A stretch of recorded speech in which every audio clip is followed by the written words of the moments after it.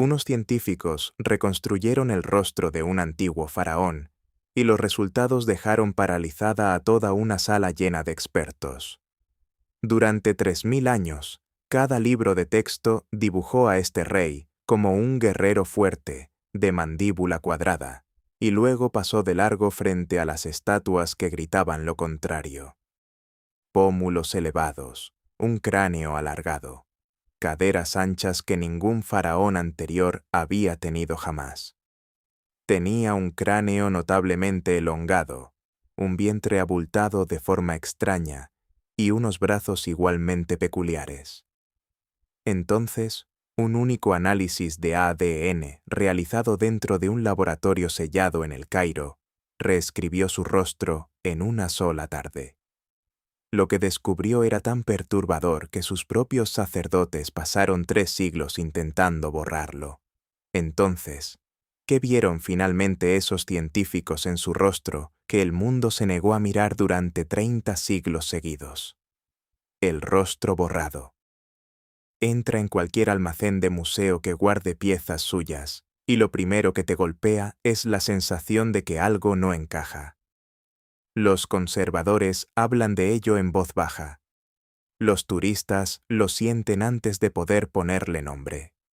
Rostros de piedra te miran desde templos destrozados y sus rasgos son inconfundibles. Pómulos altos, afilados como vidrio roto. Ojos pesados y caídos, como si cargaran con un cansancio infinito. Labios tan anchos que parecen estirados sobre el cráneo. Y un cuerpo que difumina cada línea entre lo masculino y lo femenino de maneras que ningún rey egipcio anterior había consentido jamás. Estos no son los rostros tallados de dioses. Es el rostro de un ser humano muy concreto, y cada instinto que tienes te susurra que algo en él no está bien. Estas estatuas custodiaban en su día el corazón de Egipto. El hombre al que pertenecían era Akenatón, y en el 13º año de su reinado hizo algo que ningún faraón había osado jamás. Cerró cada templo de Amón. Piensa en eso un momento. Amón era el dios principal de todo el panteón, el dios al que su propio padre había servido, el dios cuyos sacerdotes habían colocado la corona sobre su cabeza, y los cerró todos con un solo decreto. Los registros de los años 1353 y 1352 antes de nuestra era detallan la confiscación de propiedades sacerdotales y el despido de miles de trabajadores de los templos. Festivales que habían estructurado la vida cotidiana desde antes de que se construyeran las pirámides fueron cancelados de la noche a la mañana. Y ahí no se detuvo. Su propio nombre de nacimiento, Amenhotep, fue cincelado fuera de los monumentos y reemplazado por una nueva identidad que honraba únicamente al disco solar, el Atón. Después abandonó la capital por completo. La corte real dejó Tebas, la ciudad de las 100 puertas, y marchó hacia el norte, adentrándose en un desierto vacío. 14 estelas fronterizas fueron talladas directamente en los acantilados para fijar para siempre los límites de la nueva ciudad. No era un rey que ajustara unos pocos rituales. Era un hombre que arrancaba la columna vertebral espiritual de la civilización más religiosa de la tierra, desafiando a cualquiera que estuviera vivo a detenerlo. Llamaron a la nueva ciudad Ajetatón, el horizonte del Atón. Se levantó en menos de 2 años. Sus templos al aire libre fueron construidos para capturar el sol en lugar de ocultarse de él. Cada muro e inscripción celebraba a un solo dios y a un solo rey como su voz viva sobre la tierra. Los dioses antiguos fueron silenciados. Pero aquí está la clave. La parte más extraña de esta nueva capital no eran los dioses ausentes. Era el propio rostro del rey, multiplicado sobre cada superficie, en formas que ningún artista egipcio había tenido permiso de tallar jamás. Su cuerpo representado en proporciones que violaban 3000 años de tradición. Algo había cambiado en el hombre que ocupaba el trono, y sus propios escultores finalmente estaban recibiendo permiso para registrarlo. La pregunta era, ¿qué? El cuerpo prohibido. Una orden real conservada en fragmentos sobre caliza ordenó a los artistas de Akenatón que abandonaran las viejas convenciones. Se les dijo que tallaran al rey tal como realmente era, no como un dios perfecto, no como el guerrero idealizado de la tradición, sino como un hombre de carne y hueso. Y las estatuas que siguieron son inquietantes de una manera que ningún otro arte egipcio alcanzó jamás. Imagina que estás plantado frente a un cráneo alargado que se estira hacia atrás como una lágrima, hombros estrechos que caen hacia abajo como si fueran demasiado pesados para sostenerse, caderas que se ensanchan más que las de cualquier rey anterior, más anchas que las de la mayoría de las reinas, más anchas de lo que la anatomía por sí sola debería permitir, un vientre caído que cuelga sobre el faldellín real, pechos prominentes que ningún faraón varón había permitido jamás en su propia imagen, y mucho menos exhibido a gran escala en las paredes de un templo público. Dedos largos y finos, cuello largo y fino, pies que parecen casi planos. Un rostro que no parece del todo masculino ni femenino, sino algo intermedio. Algo para lo que el mundo antiguo no tenía palabras. Es el tipo de cara ante la que no puedes dejar de mirar, porque algún rincón de tu mente sigue insistiendo en silencio en que hay algo incorrecto. En los relieves pintados, toda la familia real luce esa misma apariencia. Brazos y piernas delgados y frágiles, abdomen redondo y suave, rostros estirados casi hasta lo irreconocible. Sus hijas están representadas con exactamente las mismas proporciones extrañas, como si el linaje portara una sola firma física transmitida de padres a hijos como una marca heredada.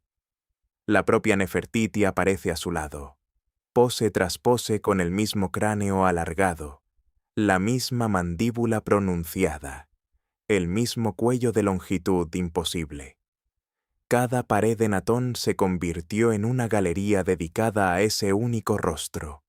Los embajadores extranjeros llegaban esperando encontrar una corte normal, y en cambio eran guiados por corredores pintados de suelo a techo con aquellas figuras extrañas y desconocidas.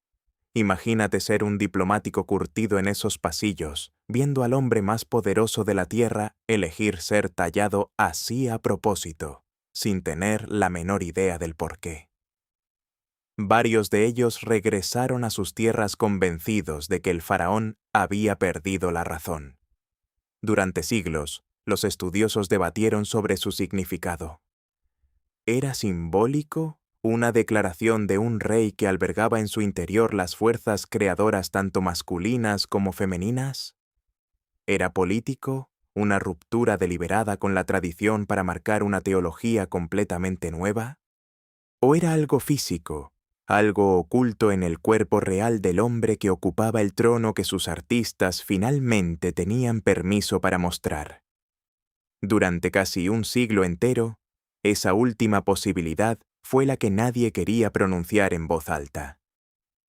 He aquí por qué esa pregunta importaba tanto. El retrato oficial de los reyes egipcios había permanecido congelado durante casi 2000 años. Los reyes eran tallados como dioses, y los dioses no tenían caderas, y los dioses no tenían suavidad. Las reglas no eran estéticas, eran religiosas. Por eso romperlas no fue una elección de estilo. Fue una confesión.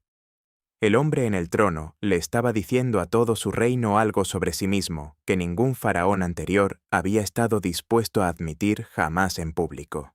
Y sus propios sacerdotes pasarían los siguientes 300 años tratando de enterrar exactamente lo que esas paredes estaban confesando. Así que antes de continuar, suscríbete ahora mismo, porque lo que viene a continuación es aquello que enterraron bajo 3000 años de arena del desierto. La razón por la que un rostro como ese no podía permitirse sobrevivir. La contradicción se volvió aún más ruidosa cuando se abrió la tumba de su hijo. La máscara dorada hallada en el Valle de los Reyes en 1922 La máscara elaborada para Tutankamón no muestra ninguna de esas distorsiones. Es perfecta, simétrica, atemporal. Los artistas que sirvieron a la generación inmediatamente siguiente regresaron de inmediato a las antiguas normas en cuanto Akenatón desapareció. Entonces, ¿por qué necesitaban ocultar lo que el padre había insistido en mostrar? El laboratorio sellado. Cuando el esqueleto conocido hoy como KV-55 fue descubierto en 1907, la tumba estaba tan perturbada que los excavadores discutieron durante años sobre quién se encontraba realmente en su interior. El ataúd había sido deliberadamente desfigurado. Los cartuchos habían sido borrados. La cara dorada de la máscara había sido arrancada. Alguien en la antigüedad había querido que ese cuerpo fuera olvidado. Pero los huesos contaban su propia historia. Un cráneo más alargado que la mayoría. Una línea de mandíbula que coincidía con los retratos tallados. Una complexión que se ajustaba a la figura delgada e inusual del arte, y los rasgos se encontraban dentro del rango de la variación humana normal, lo cual fue exactamente lo que alimentó décadas de amargo debate entre médicos que no podían ponerse de acuerdo en la pregunta más fundamental. ¿El rey que desafió a los dioses era realmente tan distinto de sus antepasados? ¿O el artista vio en él algo que todos los demás habían pasado por alto? Las teorías se fueron acumulando durante más de un siglo. Síndrome de Marfan, síndrome de Froelich, ginecomastia, un trastorno hormonal poco frecuente que nadie sabía del todo cómo nombrar, una lesión craneal en la infancia, un tumor que presionaba su glándula pituitaria. O bien todo ese estilo tan peculiar no era más que propaganda, y el rey tenía un aspecto completamente normal. Cada teoría surgía, acumulaba seguidores, hacía carreras enteras y luego se desmoronaba bajo el peso de sus propias contradicciones. Así, la búsqueda migró del cincel y el pincel al microscopio y el hueso, de las especulaciones a una sala sellada y limpia en El Cairo, donde la ciencia moderna estaba a punto de lograr lo que 3000 años de debates nunca habían conseguido. Dentro de esa sala, Zahi Hawass llevaba años prometiendo respuestas antes de que el equipo pudiera ofrecerlas, defendiendo el proyecto contra quienes juraban que el ADN antiguo jamás podría sobrevivir al calor de una tumba egipcia. Para cuando el genetista Yahi Agad comenzó las extracciones en sí, el peso político sobre cada paso era casi tan grande como el científico. El equipo dedicó 2 años completos solo a diseñar un estudio lo suficientemente sólido como para resistir cada cuestionamiento que se avecinaba. Si cometían un error, los escépticos enterrarían el campo entero durante otra generación. Se seleccionaron 11 momias reales. Tutankamón, cuyo rostro el mundo ya creía conocer. El enigmático individuo KV-55, procedente de aquel ataúd desfigurado. La mujer sin nombre conocida únicamente como la dama joven, oculta en una cámara lateral, con el rostro deliberadamente destruido por alguien que no quería que fuera recordada. Y otras 8 que abarcaban 3 generaciones, cada una elegida porque su vínculo con Akenatón estaba documentado, era sospechoso o había sido furiosa y sistemáticamente negado. Cada espécimen se trasladó siguiendo protocolos de cadena de custodia establecidos por el Museo Nacional de la Civilización Egipcia. Y el equipo trabajó exclusivamente con dientes y hueso compacto, donde el ADN permanece encerrado como en una caja fuerte. Existe una historia que se cuenta sobre Yahi Agad durante aquellos meses. Tomaba un tubo de muestra, lo sostenía un instante sin moverse y solo entonces lo introducía en el secuenciador, como si necesitara que el cuerpo que contenía supiera que él estaba siendo cuidadoso. Cada resultado fue verificado de manera cruzada bajo códigos ciegos y confirmado de forma independiente antes de que alguien lo diera por válido. Se analizaron 3 tipos de marcadores genéticos: ADN mitocondrial, transmitido únicamente de madre a hijo para rastrear la línea materna. Polimorfismos del cromosoma Y, transmitido solo de padre a hijo para seguir la línea paterna. Y un panel de microsatélites autosómicos para el análisis de parentesco, con una precisión suficiente para distinguir padres de hermanos y de primos. Las razones de verosimilitud calculaban entonces las probabilidades de cada relación posible, comparándolas con datos de la población egipcia moderna, y la metodología completa fue publicada en el Journal of the American Medical Association para que cualquier experto en el mundo pudiera cuestionarla. Luego los datos regresaron de los secuenciadores y aterrizaron frente a Hawass. Había esperado más de 2 años por ese único archivo. Comenzó a leer, y nada en sus décadas excavando en la arena lo había preparado para lo que los números estaban a punto de revelar. El linaje al descubierto. El análisis final no dejó margen para la duda. Cientos de extracciones fallidas. Millones de pares de bases secuenciados y secuenciados de nuevo. Comparación con datos de población egipcia moderna provenientes de cada rincón del país. Y al final, los números contaron una única historia. El ADN de 3 momias, KV55, la dama joven y Tutankamón, encajaba en un patrón que solo se observa entre los lazos de sangre más estrechos. Las razones de verosimilitud se dispararon muy por encima del umbral de la coincidencia. Marcadores autosómicos compartidos en múltiples cromosomas. Secuencias mitocondriales idénticas hasta la última posición variable. Firmas del cromosoma y coincidentes que probaban una única línea masculina. Los datos trazaban una cadena directa. KV55 como el padre, la dama joven como la madre, Tutankamón como su hijo biológico. Hasta aquí nada sorprendente. Que unos padres reales produjeran un heredero real era precisamente la razón de ser de la dinastía. Pero entonces verificaron a los padres de los padres. KV55 y la dama joven compartían la misma madre. Compartían el mismo padre. No eran medio hermanos, algo que la dinastía había aceptado durante mucho tiempo. Tampoco primos lejanos, eran hermanos biológicos de pleno derecho, nacidos de la misma madre real y del mismo padre real, que crecieron juntos dentro del mismo palacio, se casaron entre sí y tuvieron un hijo. La probabilidad de error era inferior a 1 en millones. Revisaron el trabajo 3 veces por separado antes de enviar el artículo a publicación, porque sabían exactamente cuán explosivo sería en el momento en que abandonara el laboratorio. Por primera vez en 3000 años, el árbol genealógico de la familia real podía trazarse con líneas continuas e ininterrumpidas.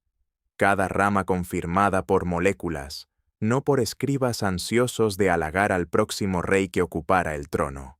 Y el heredero más célebre de todos, el muchacho cuya máscara dorada se convirtió en el rostro del antiguo Egipto, resultó ser hijo de un hermano y una hermana.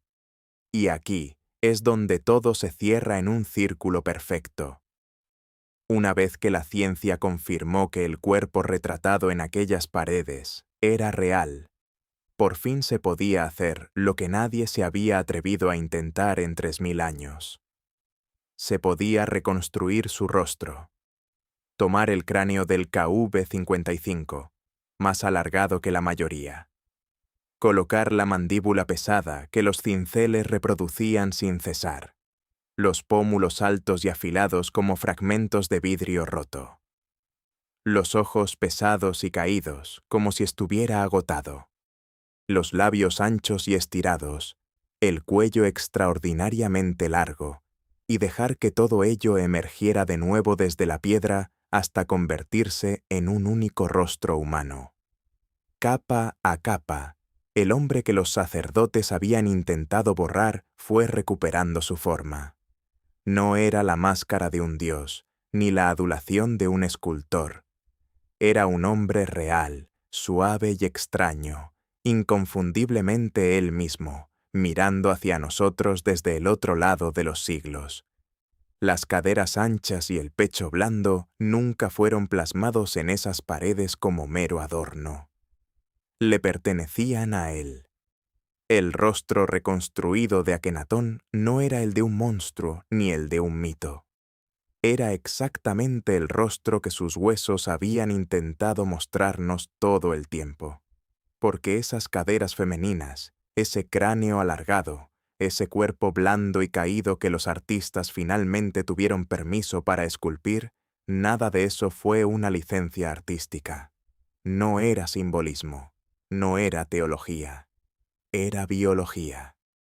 Aquello que los sacerdotes habían pasado siglos protegiendo se había vuelto en contra del propio cuerpo que debía consagrar.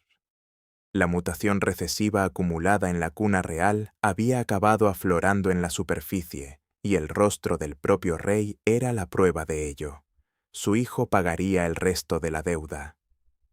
El esqueleto moribundo de Tutankamón cuenta una historia de dolor que la máscara dorada fue construida para ocultar. Las tomografías computarizadas de alta resolución, capaces de mapear la densidad ósea hasta fracciones de milímetro, revelan un pie izquierdo torcido hacia adentro en un ángulo que no tiene nada que ver con el embalsamamiento.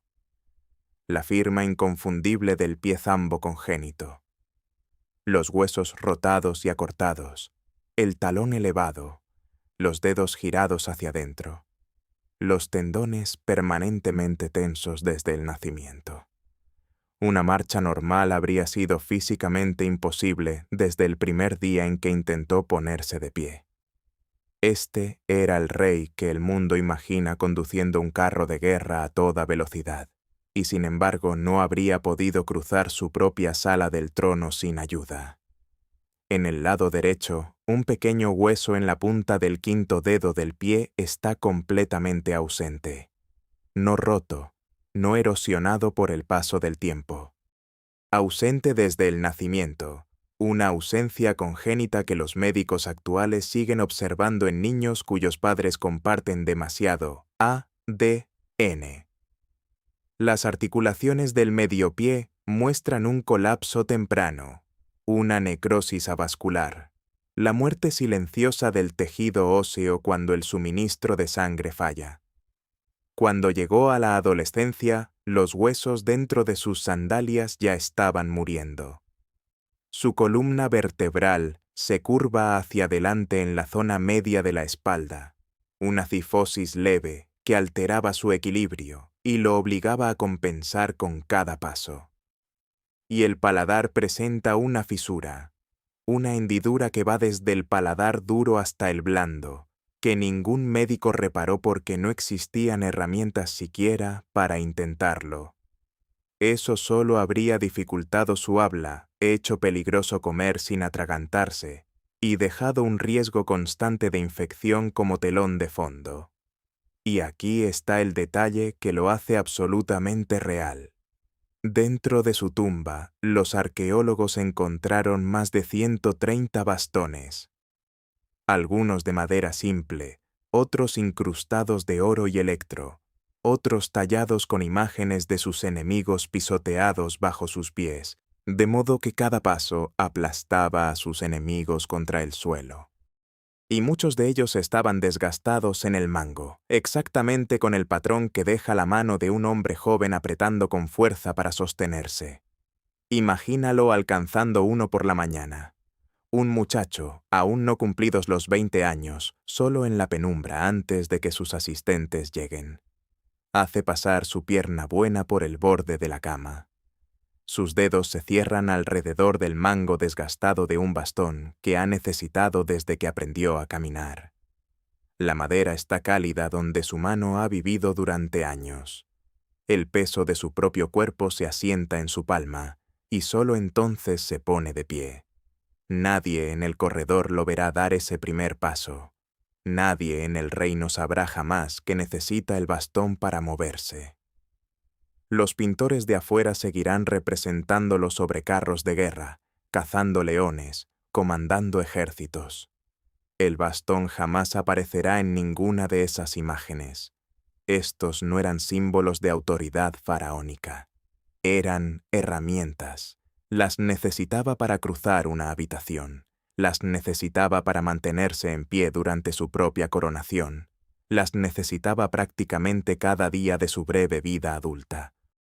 Entonces el ADN extraído de su fémur reveló algo que los huesos solos nunca hubieran podido mostrar.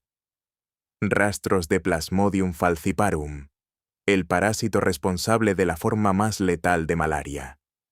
No una sola cepa, sino varias, lo que apunta a infecciones repetidas a lo largo de meses o incluso años.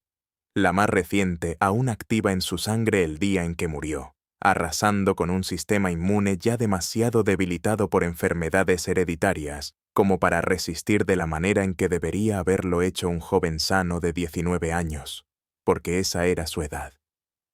Tutankamón murió con aproximadamente 19 años. Su cuerpo era un catálogo de enfermedades heredadas y adquiridas. Un pie deforme que lo incapacitaba, una columna que lo doblaba, un paladar hendido que le partía la boca, huesos que morían mientras él aún seguía con vida, y finalmente una fiebre tropical que terminó lo que su propia sangre había comenzado. Pero nada de esto fue mala suerte. Entonces, ¿cómo es que una sola familia seguía produciendo hijos así de destrozados, generación tras generación? Los sacerdotes conocían la respuesta. Simplemente jamás la pusieron por escrito. La política fatal, la razón por la que el joven de la máscara de oro apenas podía caminar, se remonta a través de su padre, a través de su abuelo, a través de cada matrimonio real enterrado en el corazón de la dinastía 18. Para entender por qué sus huesos se rompían, hay que comprender la única norma que su familia se negó a doblar. El Egipto real no cayó en el incesto por accidente. El matrimonio entre hermanos era una política deliberada, arraigada en la creencia de que la sangre del rey portaba una chispa física real de lo divino. Los himnos y las estelas de frontera describían al linaje real como un conducto viviente del orden cósmico, la única barrera entre la civilización y el caos que aguardaba para devorarla. Cualquier amenaza a esa pureza, incluso el matrimonio con una prima egipcia lejana, se consideraba una amenaza al equilibrio del mundo entero. Así que la hermana del faraón no era simplemente su esposa, era el recipiente de esa misma herencia sagrada, el único vientre lo suficientemente puro como para ser confiado con el trono. Los contratos matrimoniales de la dinastía 18 exponen esa lógica con una claridad escalofriante. El heredero legítimo debía nacer de un rey y de una hermana real, de modo que el poder nunca se alejara del círculo familiar. Las uniones entre medios hermanos habían sido comunes durante generaciones. Los matrimonios entre hermanos completos eran más raros, pero nunca estuvieron prohibidos. Y cada generación que repetía el patrón elevaba las probabilidades de enfermedad hereditaria de maneras que los sacerdotes no podían medir, pero que los huesos registran hoy con asombroso detalle. Los modelos genéticos modernos lo expresan con números brutales. Cuando dos personas sin parentesco tienen un hijo, la probabilidad de un trastorno recesivo poco común es de aproximadamente 3%. Para el hijo de dos hermanos completos, ese riesgo salta al 25%. 1 de cada 4. Las mismas probabilidades que lanzar dos monedas al aire y que ambas caigan en cara. Y a lo largo de varias generaciones de matrimonios consanguíneos, esas probabilidades se acumulan, concentrando mutaciones dañinas hasta que el linaje ya no puede escapar de ellas. Los genes recesivos que deberían haber permanecido ocultos comienzan a encontrar a sus copias idénticas dentro de cada nuevo embrión real, y el daño estalla en los huesos del siguiente bebé. Si se lanzan esos dados con suficiente frecuencia dentro de la misma familia pequeña, la catástrofe deja de ser un riesgo y se convierte en una certeza. La fe de la dinastía en su propia pureza se convirtió en su mayor debilidad. La misma política destinada a evitar que la chispa divina se diluyera con sangre común era la que llenaba las cunas reales de cuerpos quebrantados. Akenatón, con sus extrañas caderas y su cráneo alargado, fue la señal de advertencia. Su hijo, con el pie deforme y los huesos agonizantes, fue la consecuencia.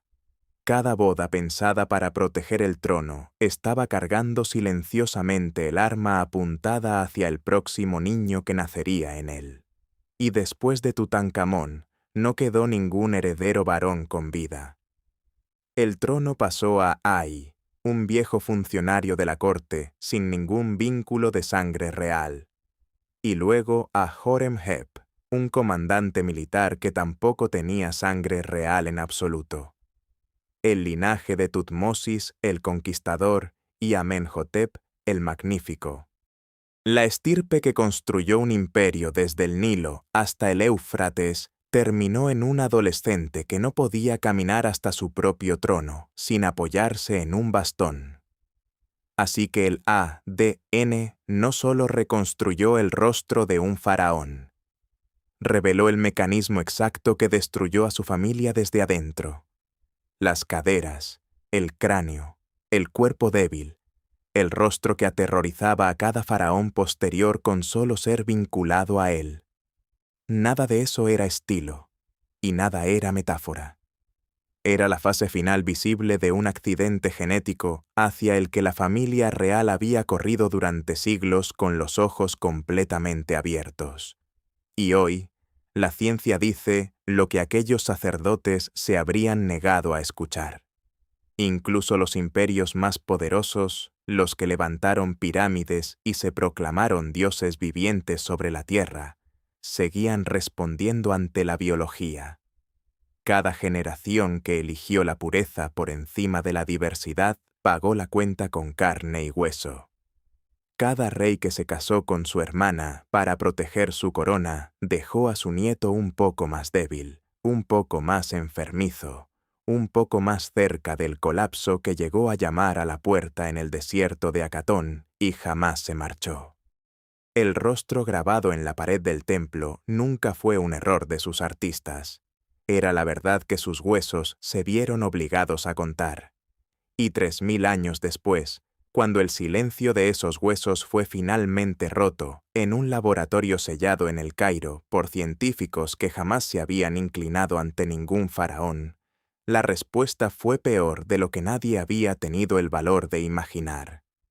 El hombre en el trono era la advertencia.